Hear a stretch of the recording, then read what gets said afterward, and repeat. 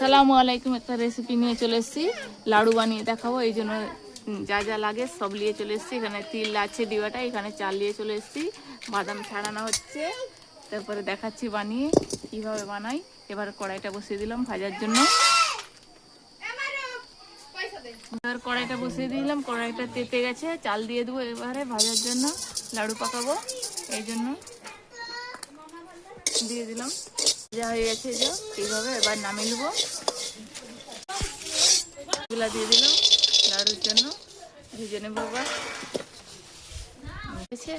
এবার ঢেলে নিচ্ছি, দিয়ে দিচ্ছি, ভেজে নিচ্ছি। এবার লাড়ুর জন্য চালের সঙ্গে ঢেলে গুড় চাল নিয়ে নিয়েছি, কুটিয়ে নেবো। এবার দিয়ে দিচ্ছি, এখানে গুড় চালিয়েছি।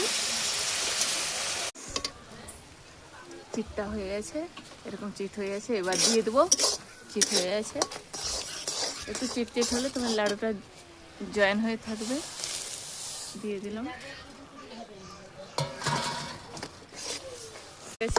এইবার নামিয়ে নিচ্ছি, উঠে নিচ্ছি থালায়।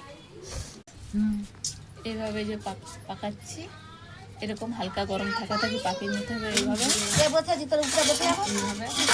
খুব সুন্দর পাকানো হয়ে গেছে। এই যে এইভাবে পাকিয়ে নিয়েছি, সব কটা পাকানো হয়ে গেছে। কতগুলো হয়েছে, অনেকগুলো পাকানো হয়েছে।